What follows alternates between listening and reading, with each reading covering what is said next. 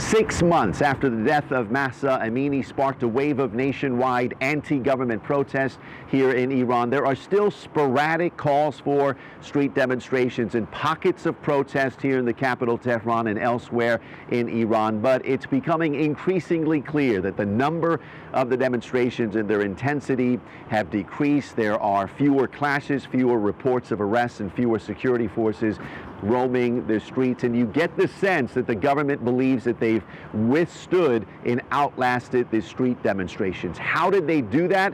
With a sustained crackdown by security forces that at one point led to more than 20,000 people being arrested, roughly 500 people being killed, including roughly 70 security forces and 4 people being sentenced to death. Despite the decrease in street demonstrations, there hasn't been a decrease in the anger and the public discontent. Obviously, a lot of Iranians still facing a struggling economy, unemployment, inflation, and what they view as a government that hasn't been able to address their needs.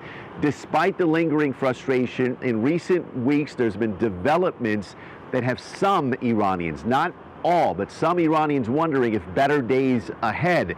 The UN's nuclear watchdog and Iran have reached an agreement to improve cooperations. And most importantly, last week, Iran and Saudi Arabia agreed to restore relations. Will these developments lead to a better economy, lead to change that Iranians can actually feel?